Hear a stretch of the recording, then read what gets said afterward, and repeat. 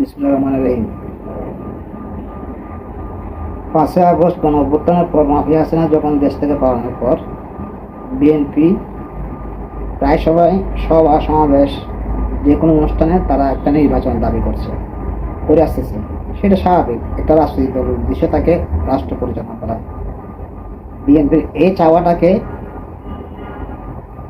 মানে সবাই ইগনোর করতেছে, বলতেছে নির্বাচনে তো তাড়াহুড়া করার দরকার নেই, বা বিএনপি ক্ষমতা যাওয়ার জন্য পাগল হয়ে গেছে লুটপাট করে খাওয়ার জন্য। একটি রাজনৈতিক দলের স্বপ্নটাকে একটি রাজনৈতিক দল গড়ে উঠে তার স্বপ্নটাকে রাষ্ট্র পরিচালনা করা। তো সেই হিসাবে বিএনপি তো চাইবে। আর তাছাড়া বিএনপি ১৬ বছর মাফিয়া হাসানের বিরুদ্ধে আন্দোলন করে আসতেছিল শুধু একটি কারণে, অবাধ একটা নিরপেক্ষ অবাধ সুষ্ঠু নির্বাচন দেওয়ার জন্য আন্দোলন করে আসতেছিল। তাহলে সে যে আন্দোলন করছে, তাদের দল দলীয় এতগুলা হাজার হাজার মানুষ নির্যাতন গুম খুনের শিকার হয়েছে, তারা কি জন্য করছে? একটা সুষ্ঠু নির্বাচনের জন্য। তো সেই হিসেবে তারা তো নির্বাচন চাইবে। এখন বিএনপি এই নির্বাচনটাকে বাঁকা চোখে দেখতেছে অন্যান্য দল, তারা উদ্দেশ্য নির্বাচনটাকে পিছিয়ে দিয়ে যে কোনোভাবে দীর্ঘায়িত করা, যেন তাদের স্বার্থ হাসিল করা যায়। বিএনপির বিরুদ্ধে অভিযোগ উঠছে যে সন্ত্রাসী কর্মকাণ্ড, চাঁদাবাদী এসব অভিযোগ উঠছে। তো বিএনপি স্বাভাবিক বড় দল, তৃণমূলে কিছু না কিছু করতে পারে। তবে আমার দেখা মতো আমি সেরকম কিছু দেখি না। তবে দু একটা হচ্ছে না তা কিন্তু না, হচ্ছে। তবে সে দায়িত্ব কার? সেটা নিয়ন্ত্রণ করার দায়িত্ব কার? সরকারের। বিএনপি না কোনো একজন নেতা কর্মী যদি কোনো একটা অপকর্ম করে, সেটা বিএনপি পক্ষ থেকে তাকে দল থেকে বহিষ্কার করা হচ্ছে। বিএনপি বা যে কোনো দল এর থেকে বেশি কিছু করার নাই, এর থেকে বেশি কিছু করতে পারবে না। তারপরে বিএনপি একটা উদাহরণ দেখিয়েছে, বিএনপি নিজেই তার দলের কর্মীর বিরুদ্ধে মামলা করেছে, যেটা স্বাধীনতার পর এই পর্যন্ত কোনো ইতিহাস নাই। সেখানে বিএনপি মামলা করছে। তাহলে যারা করতেছে তাদেরকে ধরতেছে না কেন? তাদেরকে ধরতেছে না এই কারণে, অন্তর্বর্তীকালীন সরকারের একটা দল আছে এনসিপি, সে দলটা এবং জামাত শিবির মিলে এই দুইটা দল মিলেই মোটামুটি এই কাজগুলো করতেছে, যেন বিএনপির বদনাম হতে থাকে, বিএনপির জনসমর্থক মানে চলে যেতে পারে, বিএনপি যেন ক্ষমতা আসতে না পারে। তো বিএনপি একটা গণমানুষের দল, ক্ষমতা আসবে কি আসবে না সেটা একটা সুষ্ঠু নির্বাচন হলেই দেখা যাবে। আর বিএনপি যে ক্ষমতা আসবে চলে আসবে সেটা তো আপনি লিখিত দিতে পারবেন না। আপনি লিখিত দিতে পারবেন বিএনপি ক্ষমতা আসবে, সেটা কোনো অবস্থাতে পারবেন না। বিএনপিকে যদি জনগণ চায় তাহলে, আর একটা অবাধ নিরপেক্ষ সুষ্ঠু ভোট হয়, তাহলে বিএনপি ক্ষমতায় আসতে পারে। এছাড়া তার কোনো উপায় নেই, বিকল্প তো কোনো ব্যবস্থা নেই। আর তাছাড়া বিএনপি ক্ষমতা নির্বাচন, বিএনপি তো বলতেছে না যে আমাকে ক্ষমতা বসিয়ে দিন, সেটা বলতেছে না। বিএনপি চাচ্ছে একটা নির্বাচন, সেই নির্বাচন দিতে এত ভয় কেন? জনগণের কথা সবাই বলে, সেই জনগণের অধিকারটা প্রয়োগ করতে দেন। আর স্বাধীনতা ইতিহাসের পর বা বিএনপির জন্মের পর থেকে সবচেয়ে কঠিন পরিস্থিতি এখন মোকাবেলা করতেছে। চারিদিকে শত্রু বিএনপির, সবাই একজোট হয়েছে বিএনপির বিরুদ্ধে, যাতে কোনো অবস্থাতে ক্ষমতা দিতে না পারে। মাফিয়া হাসিনার সময়ে শুধু মাফিয়া হাসিনা ছিল, তখন বিএনপি তার লক্ষ্য স্থির করতে পারছে এবং তার পরিকল্পনা সাজাতে পারছিল যে তার একমাত্র শত্রু বা প্রতিপক্ষ বলতে আওয়ামী লীগ ছিল। কিন্তু এখন চারিদিকে বিএনপি শত্রু, বিএনপির বিরুদ্ধে নানান ধরনের গুজব প্রচার করতেছে।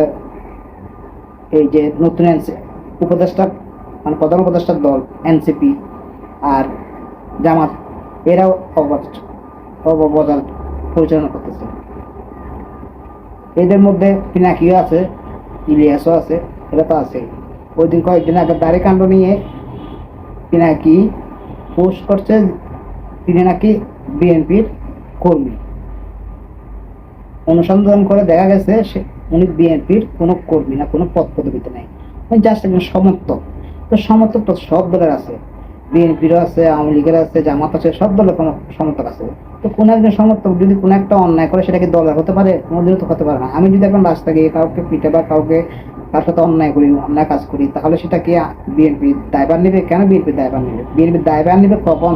যখন বিএনপি কোনো পদ পদবি দাঁড়িয়ে কোনো নেতা সিনিয়র দিকে, আবার অনেক বিএনপি একটা বড় দল হিসাবে আপনার তৃণমূলও অনেক কিছু করতে পারবে না। তো সেই হিসাবে বিএনপি একটা কাজ, সেটা হচ্ছে কেউ যদি অন্যায় করে তাকে বহিষ্কার করা। তো বিএনপি তো সেই কাজটা করতেছে। আর যদি মানে সাদার কথা বলেন, তা তো বিএনপি একটা দল হিসেবে, বিরোধী দল হিসেবে বা বাংলাদেশে এখন একটা দল হিসেবে তো সাজা দিতে পারে না। কারণ বিএনপিকে সাজা দিতে গেলে ক্ষমতা যেতে হবে। আপনাদের মনে আছে কিনা জানি না, 2001 সালে বিএনপি ক্ষমতা আসার পর মোটামুটি পরিস্থিতি এরকম হয়েছিল প্রথম দিকে। তখন বিএনপি র্যাব প্রথমে সেনাবাহিনীকে দিয়ে একটা অভিযান পরিচালনা করছে। সেই অভিযানে অনেক মানুষ মানে ক্রসফায়ারে নিহত হয়েছে। যতগুলো ক্রসফায়ার হয়েছে তার মধ্যে 70% ছিল বিএনপি নেতাকর্মী। তাদের দলের নেতাকর্মীকেও তারা সাথ দেয় না। এখন বিএনপি যদি ক্ষমতা থাকতো তাহলে যারা চাঁদাবাজি করতেছে বা সন্ত্রাস কার্যকলাপ করতেছে তাদের বিরুদ্ধে বিএনপি অ্যাকশনে যেতে পারতো। যে ক্ষমতা, যেহেতু বিএনপি তো ক্ষমতা আছে, তারা আইন শৃঙ্খলা রক্ষা করা বাহিনী দিয়ে সব কিছু করতে পারতো। কিন্তু বিএনপি তখন ক্ষমতা নাই, এটা করার দায়িত্ব হচ্ছে সরকারের, অন্তর্বর্তীকালীন সরকারের। সে অন্তর্বর্তীকালীন সরকার তো করছে না, সেটা তো আগে বলছে যে তারা করতেছে না। যে তাদের একটা উদ্দেশ্য বিএনপিকে যে কোনো উপায়ে ক্ষমতা যেতে না দেওয়ার জন্য একটা পরিকল্পনা। সেই পরিকল্পনাটা এখনো আছে। অনেকে মনে করতেছে যে প্রধান উপদেষ্টার সাথে বৈঠক হওয়ার পর নির্বাচন নিয়ে একটা সমাধান হয়ে গেছে। না, সমাধান হয় নাই। প্রধান উপদেষ্টা আগের কথাই রয়ে গেছে। উনি ডিসেম্বর টু 26 জুন তারেক রহমানের সাথে বৈঠক হওয়ার পরও উনি বলছে যদি সবকিছু ঠিকঠাক থাকে তাহলে ফেব্রুয়ারির প্রথম দিকে নির্বাচন হতে পারে। তার মানে যদি কিন্তু এখানে রেখে দিছে, এখানে যদি কিন্তু আছে, সরাসরি বলে নাই যে হ্যাঁ ঠিক আছে ফেব্রুয়ারির প্রথম সপ্তাহে নির্বাচন হবে, সেটা বলে নাই। তো বিএনপি তো কোনো আন্দোলন করতেছে না নির্বাচনের জন্য। বিএনপি তার কথাটা বলতেছে একটা রাজনৈতিক দলের কাজ কি থাকে, একটাই রাজনৈতিক দলের কাজ থাকে, সেটা হচ্ছে সে দাবি করবে নির্বাচনের জন্য, সে চাইবে ক্ষমতা যাওয়ার জন্য। এটা হচ্ছে নিয়ম। তাহলে সেটাকে বাঁকা চোখে দেখার তো কোনো কিছু নাই। আর বাঁকা চোখে দেখার যদি কোনো কিছু থেকে থাকে তাহলে নির্বাচনের মাধ্যমে জনগণ সেটা জবাব দিবে। জনগণের কাছে কোনো ক্ষমতা নেই, জনগণের কাছে জনগণের মত প্রকাশের কোনো ক্ষমতা নাই। একটাই মাত্র মাধ্যম, সেটা হচ্ছে ভোট। জনগণ যে আমার পক্ষে আছে না আপনার পক্ষে আছে না কার পক্ষে আছে সেটা মাপবার অনলাইন জরিপ বলেন, এমনি জরিপ বলে, কোনো জরিপে কোনো কিছু কাজ করে না। এটা সঠিক না। একমাত্র নির্বাচনের মাধ্যমে বোঝা যাবে জনগণ কাকে প্রত্যাখ্যান করতেছে, কাকে টেনে নিচ্ছে। যদি সুষ্ঠু অবাধ নিরপেক্ষ ভোটের মাধ্যমে বিভিন্ন ক্ষমতা আসে তাহলে জনগণ চাচ্ছে সেই জন্য। এখন জনগণ বিএনপিকে চাচ্ছে, আপনি তো বাধা দিতে পারবেন না, আপনি তো সেই জন্য ভোট পিছিয়ে দিতে পারবেন না, আপনি সেই জন্য তো ভোট না দিয়ে থাকতে পারবেন না। ভোট তো আপনাকে দিতে হবে, আজকে না হোক কালকে হোক, 1 বছর পর হোক, 10 বছর পর হোক, আপনাকে ভোট দিতে হবে। তাহলে সেই ভোটে যদি বিএনপি ক্ষমতা আসে তাহলে আপনার সমস্যা কি? জনগণের ইচ্ছা প্রতিফলিত হবে। এইসব তাল বাহানা করে লাভ নেই। বিএনপির উচিত এখন ওইগুলা মাথায় রাখা। আর যে হারে গুজব ছড়ানো হচ্ছে, সেই মাফিয়া হাসিনার দেশ থেকে পালানোর আগে যে হারে যেভাবে বিএনপি নেতা কর্মীরা অনলাইনে অ্যাক্টিভ ছিল, সেভাবে এখন সময় এসেছে অনলাইনে অ্যাক্টিভ থাকা। কারণ এখন অনলাইনের যুগ, এখন প্রযুক্তির যুগ। এখন মানুষ মিটিংয়ে তেমন একটা যায় না। কারণ আমি মিটিংয়ে কি জন্য যাবো? আমি যদি মিটিংটা যদি আমার মোবাইলে দেখতে পাই ঘরে বসে, তাহলে আমি বাড়িতে যাওয়ার তো দরকার নেই।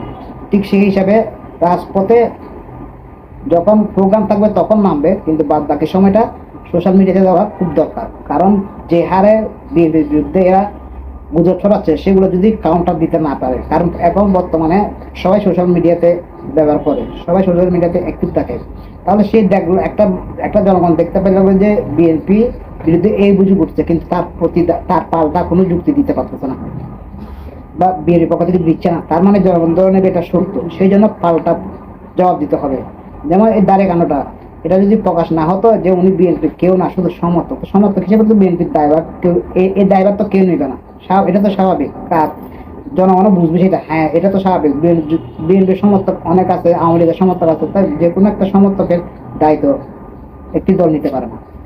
তো সেই কারণে বিএনপির নেতা কর্মীদের উচিত এখন অনলাইনে বা সোশ্যাল মিডিয়াতে অ্যাক্টিভ থাকা।